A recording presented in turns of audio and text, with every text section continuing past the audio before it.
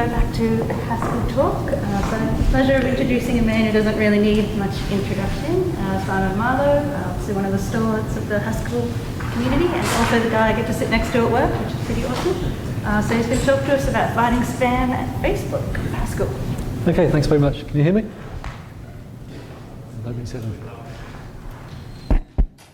All right, so I'm going to start with some headlines, just in case you're feeling a bit sleepy after lunch. You can let the rest of the talk wash over you. So at Facebook, we've migrated a large service to Haskell. So we've taken a large service, rewritten the core of it in Haskell, and this service also exposes an EDSL, and our EDSL is in use by dozens of engineers right now at Facebook.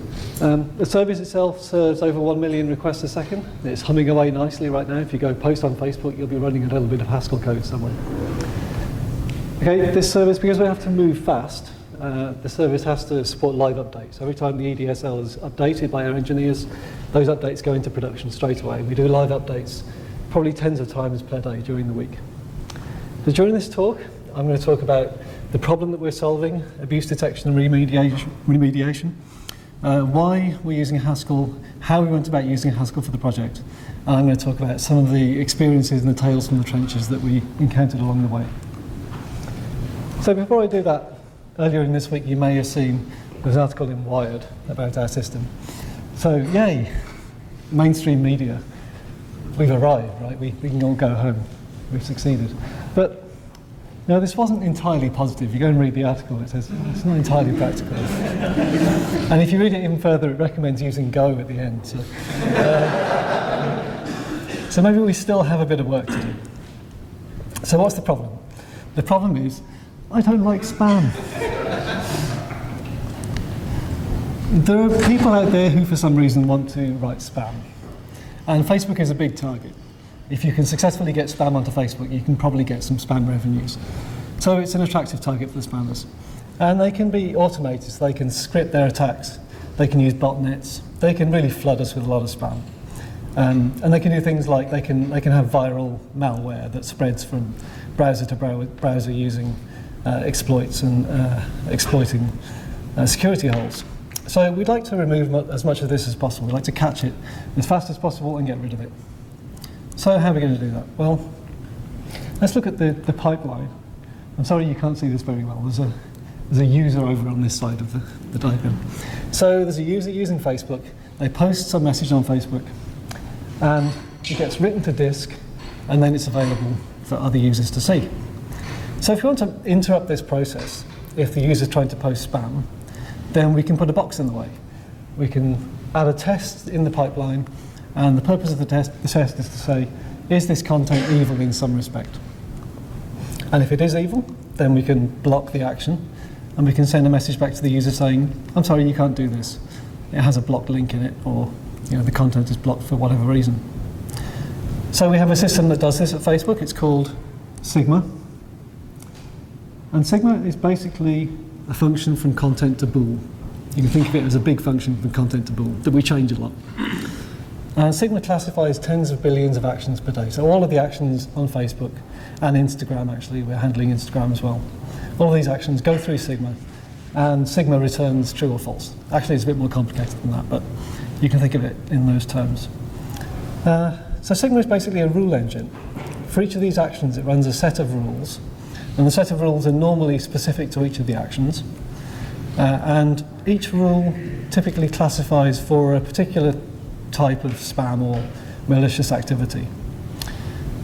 So a rule can either block the action, or it can take some other action, such as logging out the user.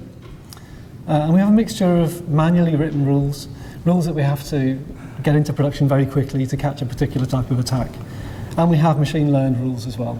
So over a long period, we can collect lots of information about features of actions and whether they resulted in spam or not, and then we can use machine learning algorithms to try and classify what constitutes spam. And we have to be able to update the rules live. So if a spam attack is happening right now, we need to get a rule into production and catching the spam as fast as possible. So over time, this has been very effective at eliminating spam and malware and all types of abuse on Facebook. So how do we define rules? Well, I'll do an example. Imagine there are some people in Vancouver They're spamming their friends with posts about functional programming. This is obviously a problem. We have to fix it. So how are we going to do that? Well, we'll define a rule. And the rule will say, if the person is posting about functional programming, say, if they're logged in from Vancouver, if they have more than 100 friends, I'm just making stuff up, and more than half their friends like C++, then these guys are going to be annoyed if they see lots of posts about functional programming. So if that's all true, then we'll block the action, otherwise we'll allow it. So where will we get the information from to evaluate the rule? Well, the content of the post is part of the request itself, so we'll have that readily to hand.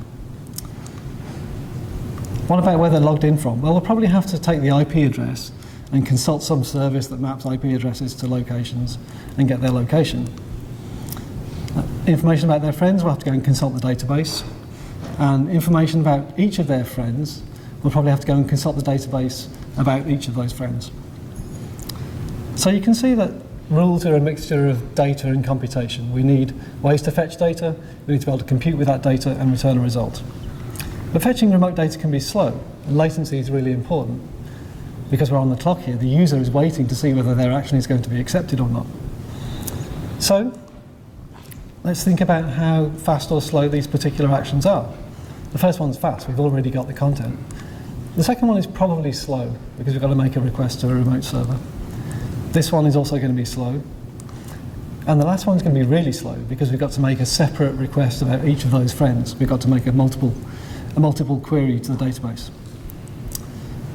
So what we really ought to do is to avoid the slow checks if the fast checks already determine the answer.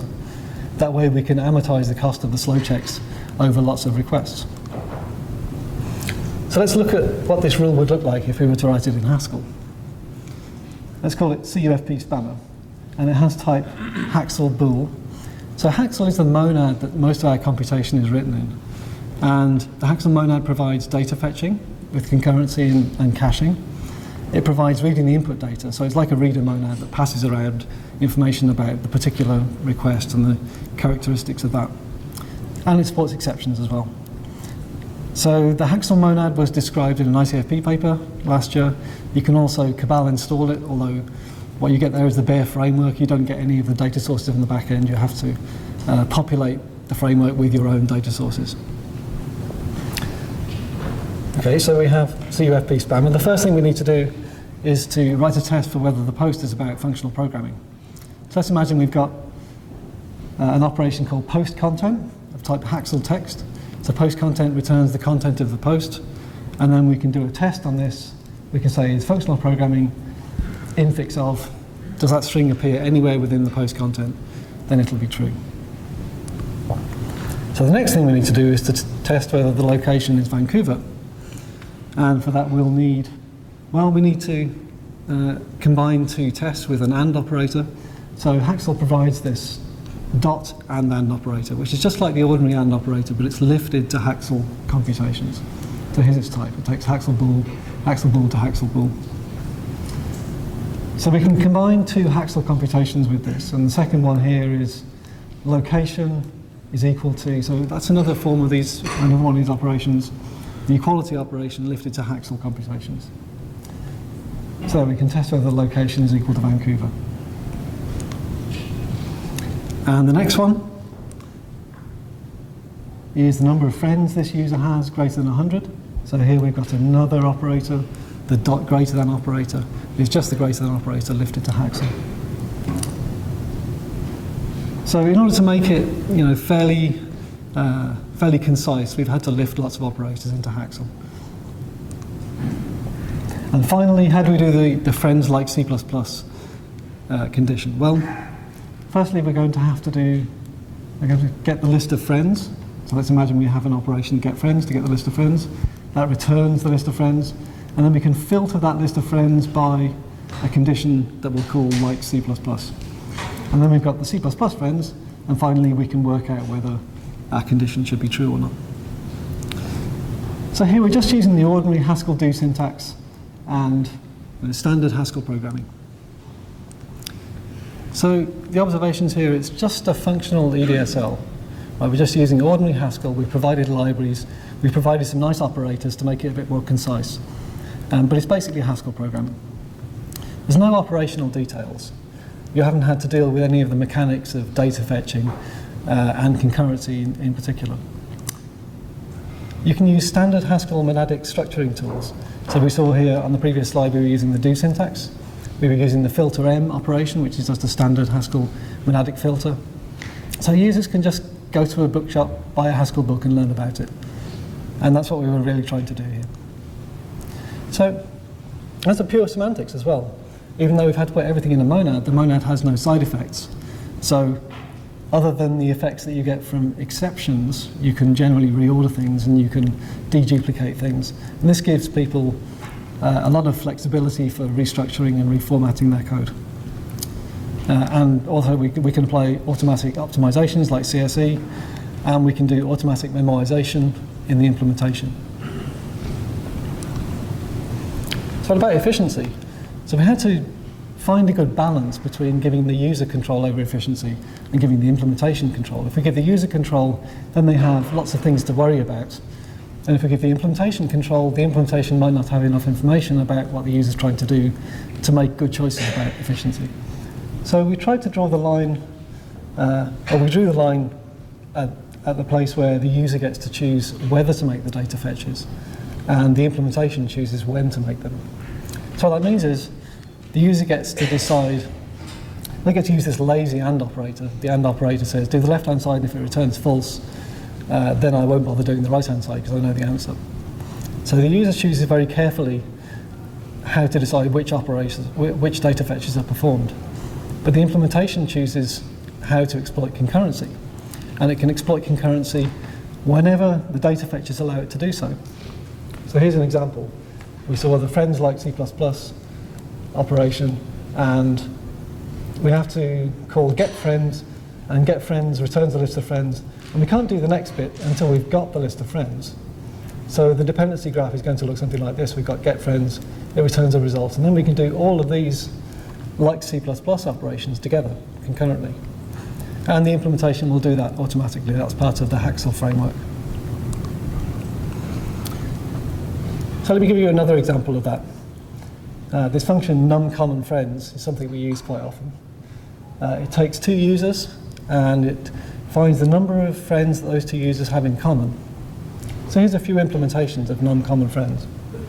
The first one, using the do syntax, this calls friends of on A, then it calls friends of on B, takes those two friend lists, computes the intersection, and finally the length. It gives you the number of common friends. And there's two more ways to write this. You can write this using the applicative syntax with angle brackets dollar and angle brackets star, or you can use a map. And these things are all equivalent in terms of efficiency. They all perform those two friends of operations concurrently. So we had to think which of these forms would we like users to have to write. Well, this form is pretty complicated to understand because it includes those applicative operators. So we decided that the do syntax was probably going to be the easiest way to explain to people how you can do multiple operations. But we need the do syntax to be concurrent somehow. The applicative form is the form that the Haskell library really wants to see. That's the form that will give you the concurrency. So we have to figure out somehow how to translate the do syntax into the applicative syntax. So that's why we introduced this the compiler extension called Applicative Do. So this is a new upcoming feature in GHC 8.0. The patch is almost ready to go in, and hopefully over the next few weeks we'll get the patch in and you'll see it in 8.0. So this means that we can concentrate on teaching users how to control which data they fetch, and we don't have to worry about teaching them how to handle concurrency, how to make things happen at the same time.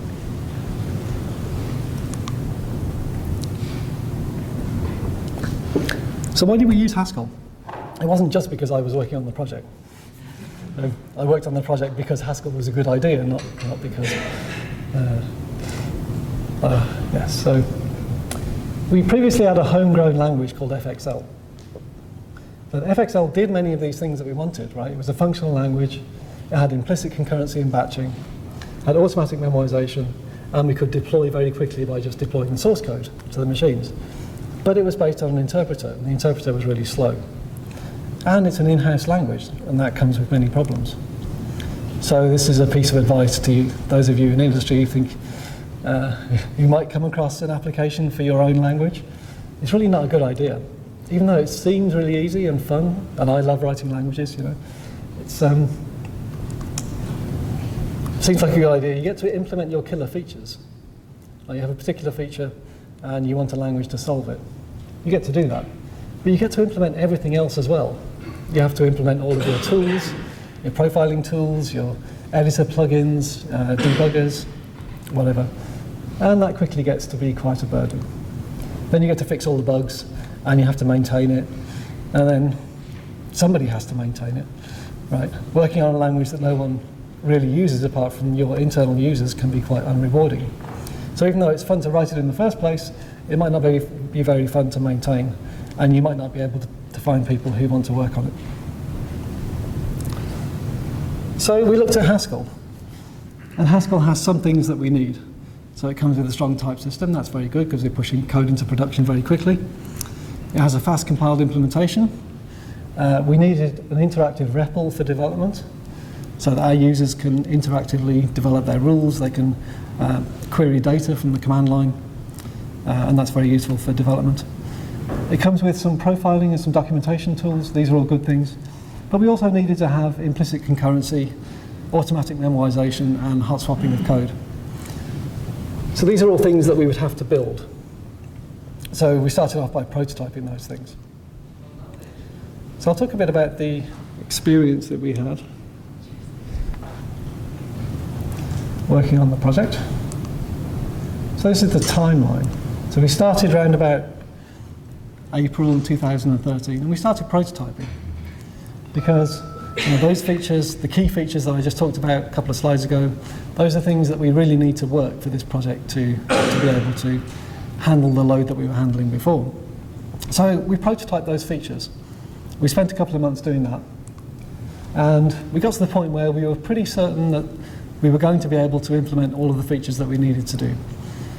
So then we decided to start working on a production system. The first commit went in around June 2013. And then we started implementing all the functionality. So by the end of the year, we had roughly a whole request. So we could take one of the particular requests that our service handled, and we could run it end-to-end using Haskell only. And we thought at that point that was going to be most of the functionality, because this was one of the bigger requests that we chose to handle. It actually took us another full 6 months because there was a lot of dark corners that we hadn't discovered until then, before we had the full functionality complete. And then we worked on doing some performance improvements. We fixed lots of bugs, and a few months later we were able to handle the first live traffic using Haskell. So we had to also build some systems to handle what happens when somebody checks in code. They've got to be able to, that's got to be compiled, it's got to be deployed to all the machines running it. So we had to get all this stuff for running in production ready as well. So we got the first live traffic being served by Haskell. By the end of the year, we were running about 90% on Haskell. So that's 90% of the load of the service was running on Haskell by the end of the year. But things were a bit rough. We hadn't had time to do much performance analysis, many optimizations by this point. And at the same time, people are committing code to the code base all the time. This is a DSL that people are using. So things were a bit rough at this point. But we just about managed to get it stable over the Christmas period.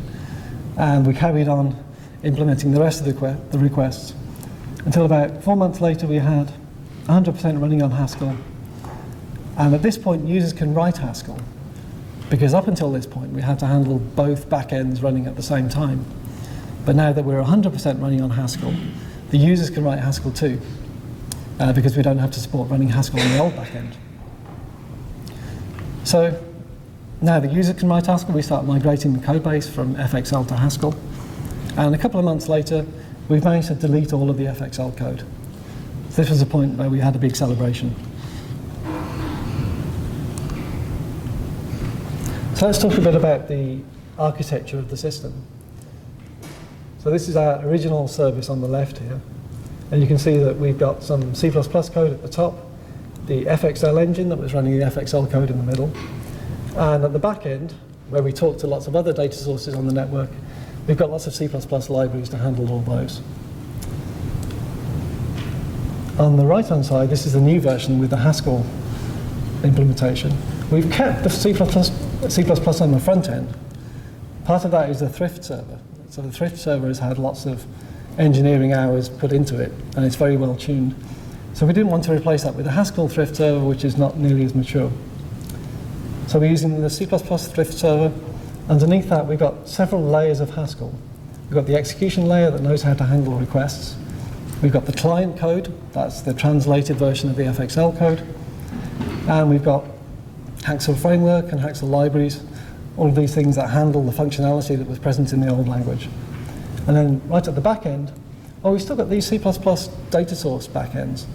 These are all libraries that were written in C++ to interface with remote data sources, and we don't want to replace all that functionality in Haskell because we'd have to maintain it forever. So we're just interfacing with the C++ down here using a layer, an FFI layer between the Haskell and the C++.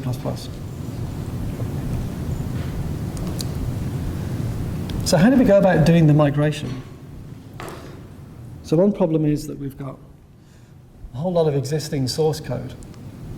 Right, we've got hundreds of thousands of lines of existing FXL code, and it's not going to be practical to translate all that by hand, and it's going to be error prone.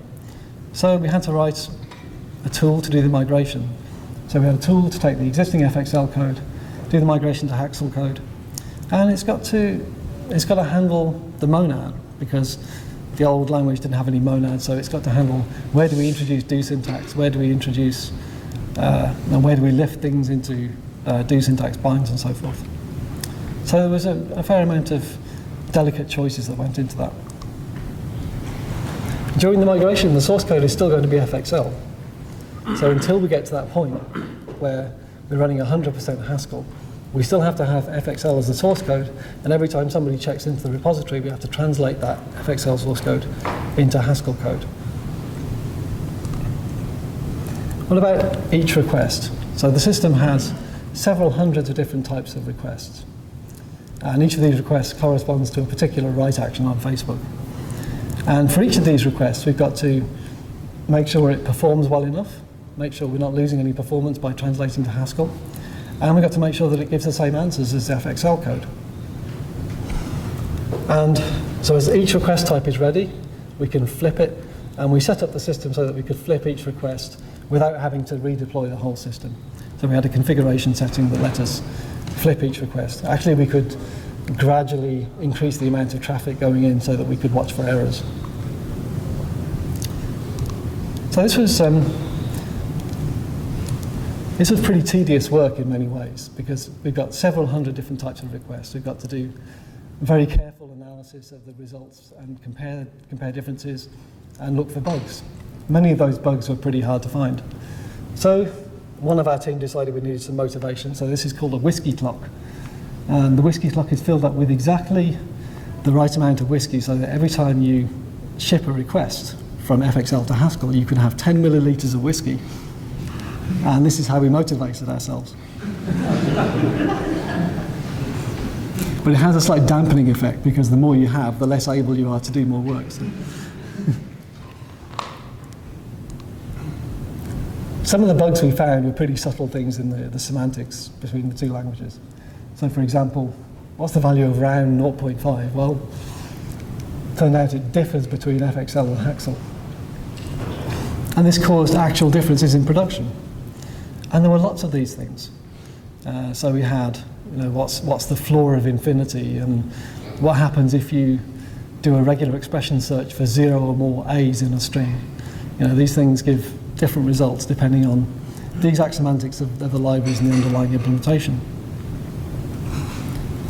So Unicode bugs, we had many, many Unicode bugs. So all of these things we had to find, we had to look for the differences in the outputs, and we had to track them back down to the source and fix the bugs. What about the users? So we've got lots of users of FXL. They know FXL really well. and they're spread around. We have dozens of FXL users in multiple geographical locations. So we started by writing a lot of teaching material. We focused on exactly what these users needed to do in order to get their job done. So we focused on the libraries that we were providing as part of our EDSL, and we tried not to diverge too much into general Haskell abstractions and so on. The goal we had was to try and get the FXL users up to the point where they could do exactly what they were doing in FXL, and then later on we'll try and teach them how to use some of the new features they're going to get with Haskell. For example, FXL only had JSON as a data type. It was a very, very simple language in terms of types, and had no modules and so forth. So there's a lot more that we're going to get when we migrate to Haskell. So we wrote a lot of teaching material. We ran multi-day hands-on workshops.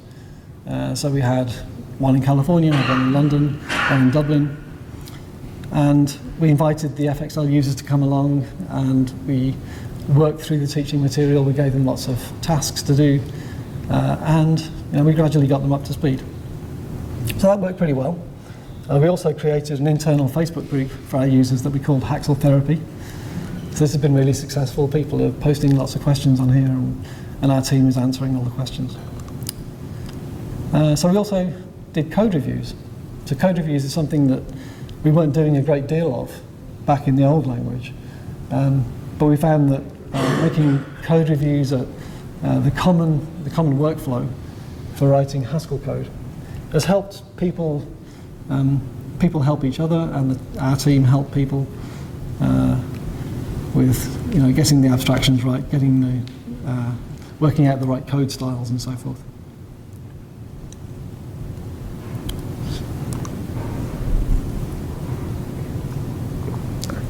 So, how do they cope with the switch? Well, it's a little bit early to say. We know that people are still committing happily. We know that they're still being able to get their work done. We are conducting a survey at the moment, so hopefully we'll get some more feedback in the future. We've noticed that there have been some struggles with do notation, fmap, and these other operators. So I mentioned earlier that we tried to sort of standardize on the do notation as a sort of the easiest way that you can write computations with monads. But we found that some of our users felt that that was a bit too verbose, and they wanted to have a simpler way to write some common patterns. So then we started recommending fmap and angle bracket stoller and so forth. This is sort of a retrospective change because it wasn't included in our teaching material, so we're still catching up a bit with that. We also found that some users really embraced the new features. So we had users who went out, learned Haskell by themselves, and then they started building abstractions, adding types, creating tests, and doing lots that they couldn't do before in the old language. So I think this is a pretty good trend.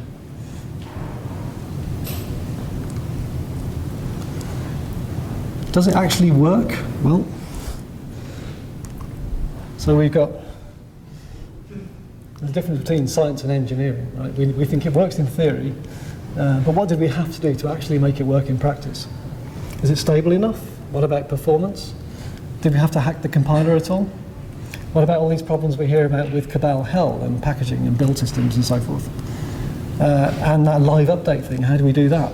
Well, I'm going to tell you. So first of all, we did find one bug in the GHC garbage collector. So it turns out there had been, I'm afraid you can't see this graph, I do apologise.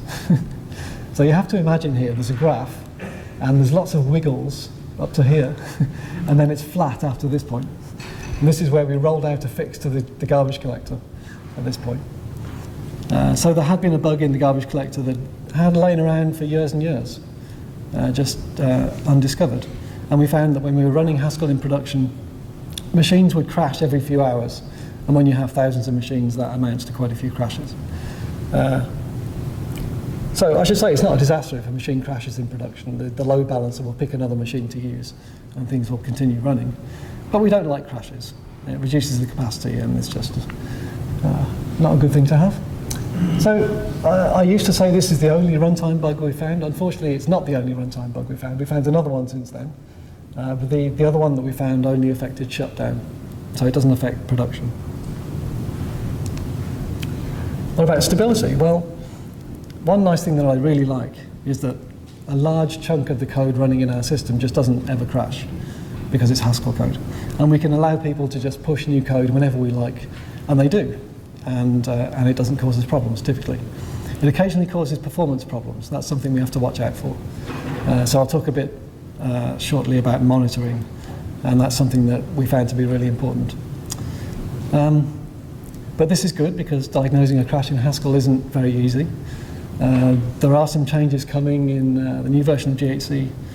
Actually, partly they were in the last version, and there's going to be more improvements in the next version to do with being able to diagnose crashes when they happen in production. I should say the star there is except for FFI code. So we do have an awful lot of interaction between the Haskell code and the C++ code underneath. And much of that code is unsafe and it can crash. So we did have one particularly difficult to find bug in our foreign function interface code when we were running over the end of an array, and it took a little while to find that. But on the whole, the Haskell code doesn't crash, and that's really nice. What about performance? Well, we did some measurements. This is a graph actually from a little while ago, so things have improved since then. But we found that the vast majority of the requests, so this is the top 25 requests by volume that we have to handle, and the blue bars are the Haskell performance, and the orange bars, which you can't see very well, are the FXL performance. And the vast majority of requests we managed to get faster on Haskell. And some of them are very much faster, like 3 times faster. And overall, so on a typical workload mix, we found that the system was able to push about 30% more requests at max capacity than the old system. And like I say, we've improved things since then as well, so it's probably more than that by now. So we're very happy with that. It means we're able to push more requests, we're able to take more load with the existing set of machines that we've got. So we found that good monitoring is really essential. This is a very noisy environment. You've got multiple sources of changes coming in. We've got people pushing new code to the service all the time. We've got other systems that we're talking to on the network also making changes. We've got higher level load balancing, sending different amounts of requests to different groups of machines and so forth. And the Facebook traffic itself isn't constant. It sort of ebbs and flows throughout the day. And depending on which part of the world you're in, different data centers have different amounts of traffic and so forth. So there's a great deal of change going on all the time. And then our particular service, because it's handling spam and malware attacks, these things tend to be quite bursty. So we'll get a burst of activity that will cause some extra load on our system, and then it will gradually fade away as we manage to correct the attack.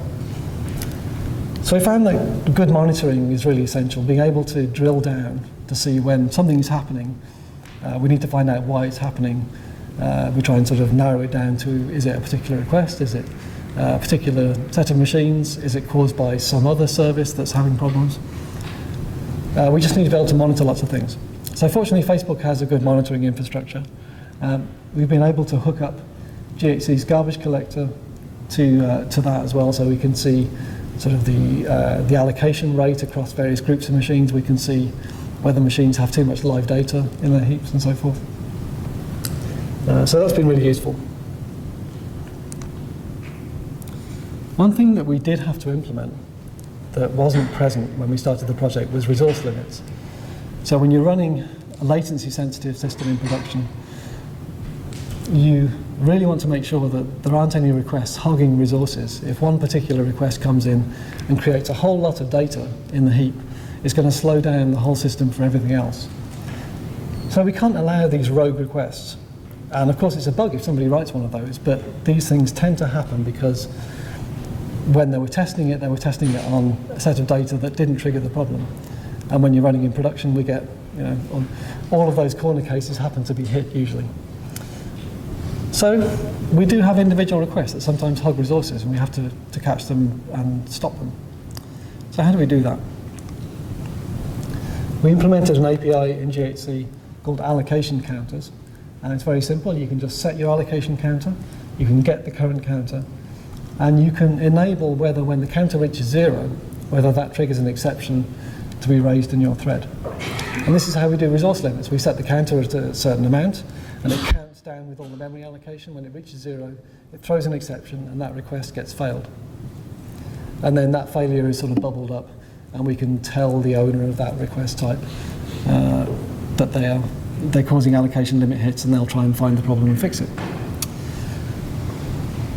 So we were able to do this without too much difficulty in Haskell. We tried to do it in the old system in C++. That was really hard, because you have to sort of pass around a custom allocator and pass it to everywhere you're allocating memory. So we were able to do it consistently, and it's very effective in Haskell. So here's another graph that hasn't come out very well. But you can see, so this is a graph of live memory across groups of machines. And you can see that we turned on one request about here. So we turned on one heavyweight request, and it had some really big outliers. And it caused our live memory to spike quite a lot. And then we enabled the allocation limits just about here, and the graph just drops straight down, and the live memory is much flatter. So we found this to be really effective in practice.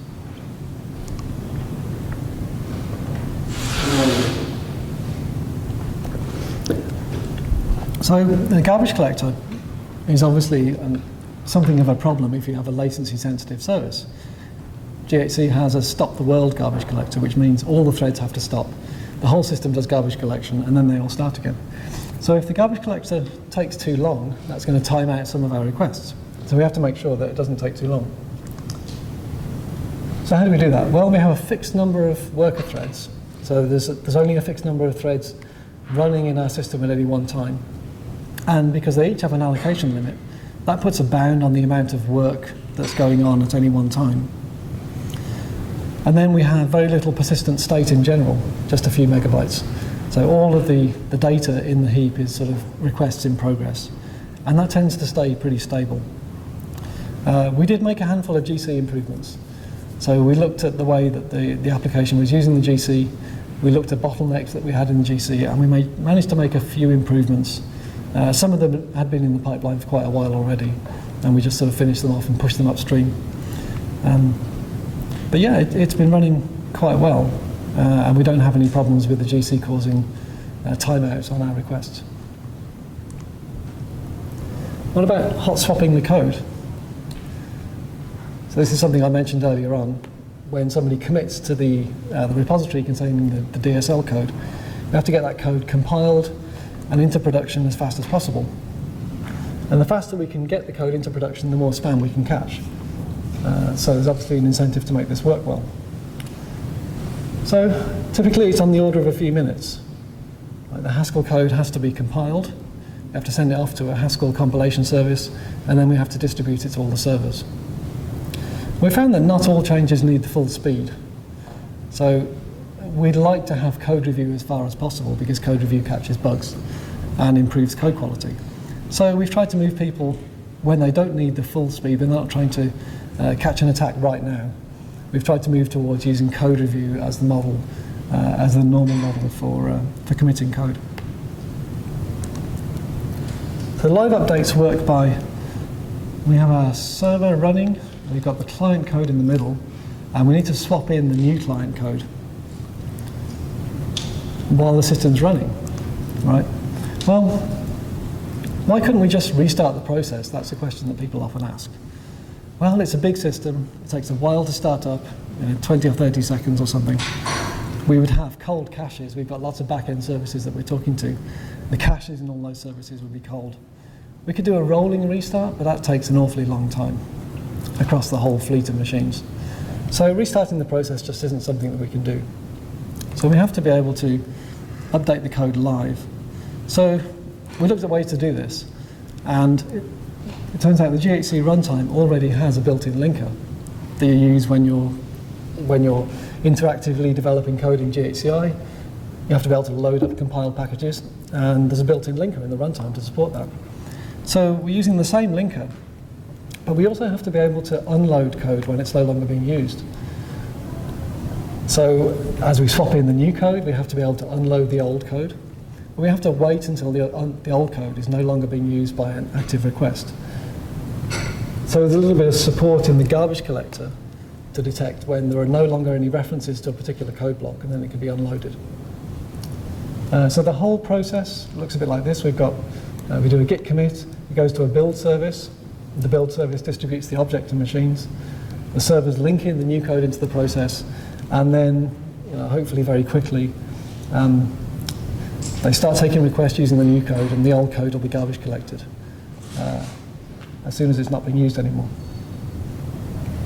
So this actually works really reliably. It's just a process of a few minutes from git commit until all the machines are running the new code. So there's a few other things that I didn't really have time to talk about. We have build systems. So we've iterated a couple of times through different build setups, and we ended up doing stackage LTS.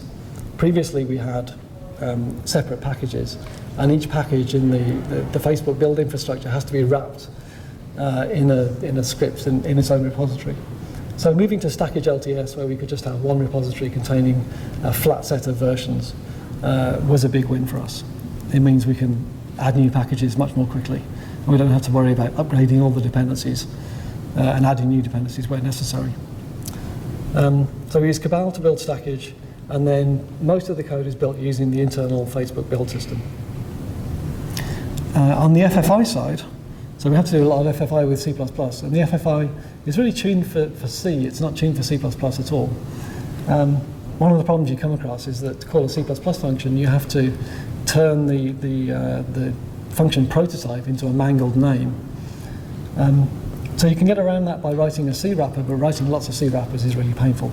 So we wrote a little tool to mangle C++ function prototypes into their mangled names, and then we can call them directly from Haskell. One problem that we came across quite a lot is exceptions in C++. When they propagate into Haskell, they can kill the whole process. So we have to make sure we catch all the exceptions in C++. So that's just something we have to watch out for a lot. We built a customized GHCI for our users. So because we're working in the haskell monad all the time, with the standard GHCI, users would have to write haskell of something every time they wanted to run a haskell computation. So we built a customized GHCI which is using the haskell monad as the standard monad at the prompt. And we also added a bunch of our own commands and customizations to make it easier for people to do the kinds of things that they need to be able to do. This wasn't as easy as it could have been. Hopefully we'll be able to upstream some of the work we've done on that, make it easier for other people to do that too. We have Hugel integration, which is really nice. Inside GHCI, you say :Hugel, and it gives you a set of types.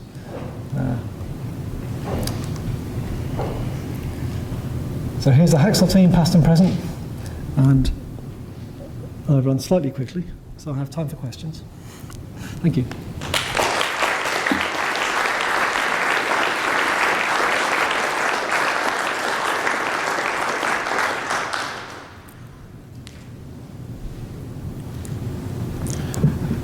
So one of the things that I think characterizes, I've seen similar projects to this being done in other places, and one of the things that often happens is you start out with some nice abstraction, which is the programming model you want to present to people, and from the outside it looks like the hard thing is coming up with a good abstraction, but that's usually the easy part, and then the hard part is everything else, of doing all the kind of integration work and the systems management and dealing with the weird performance problems.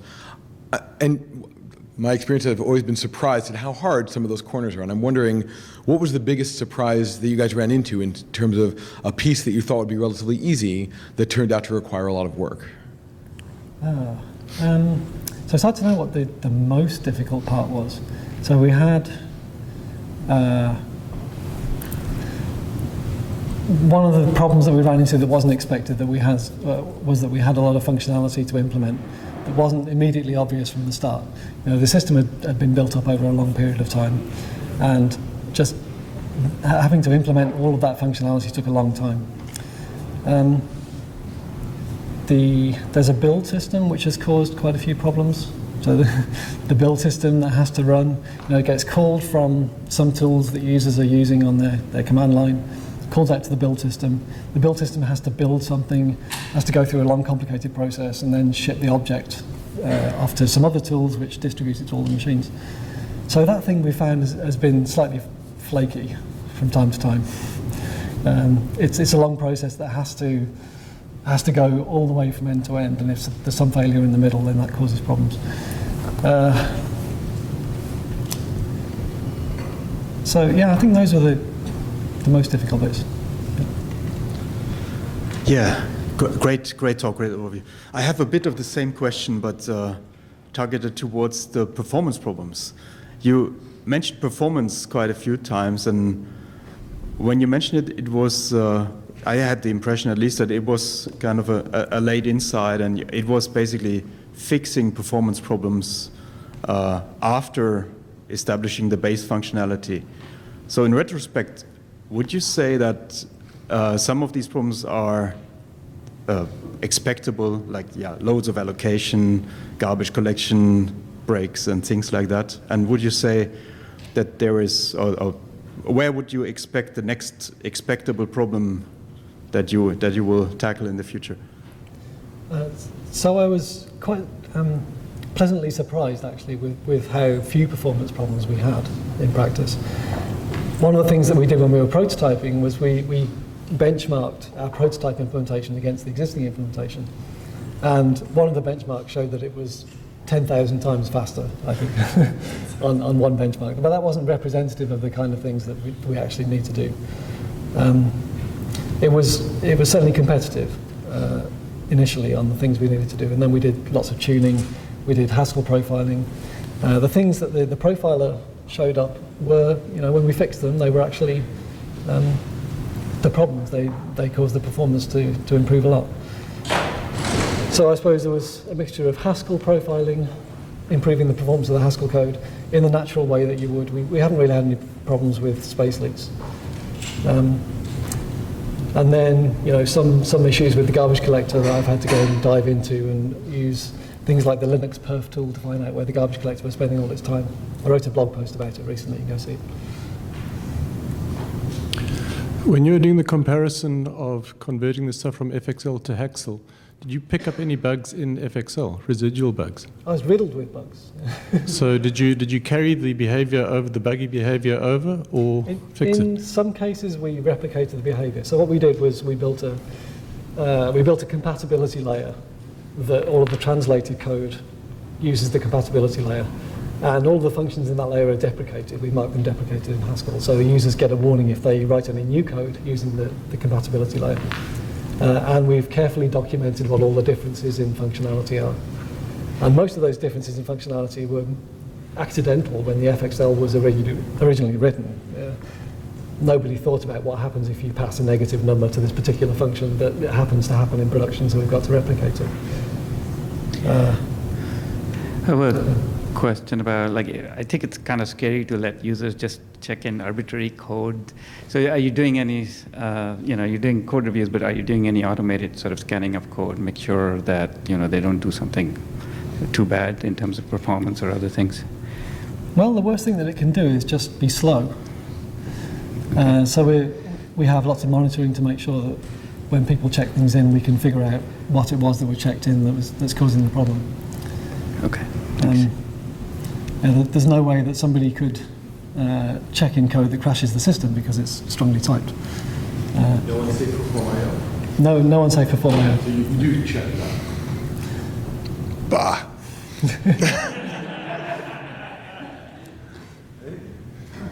It's not visible.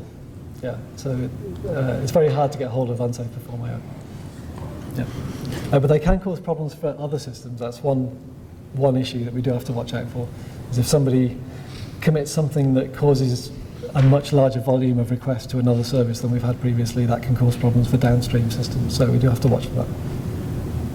So I had a question about the two different runtime system improvements that you mentioned. One was the ability to unload code, and the other one being the allocation limits.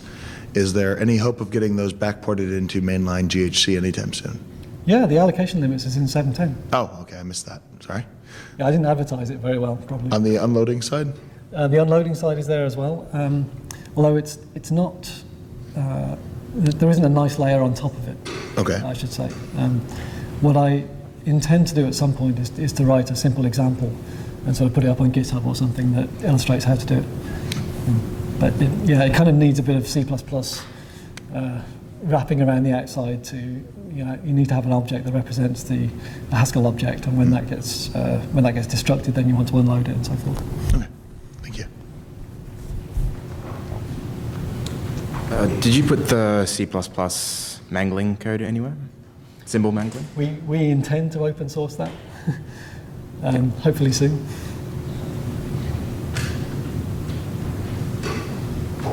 So you talked about do notation versus fmap and that kind of thing. Did the Applicative Do extension that you implemented not turn out to be as nice for some users as what you had hoped, or what was the story there? Yeah, so I found some users are really quite happy using fmap and using equals, less than, and things like that. So that's been something of a surprise. We still need Applicative Do, very definitely, because when you have multiple things that you're doing at the same time and they have different types, then people just want to splat them in a do. And yeah, so it's really crucial that we can do the Applicative Do thing. But people are quite happy to use sequence and mapm, and we found that people are putting haskell things inside data structures and then doing some map over that to evaluate them all and that sort of thing.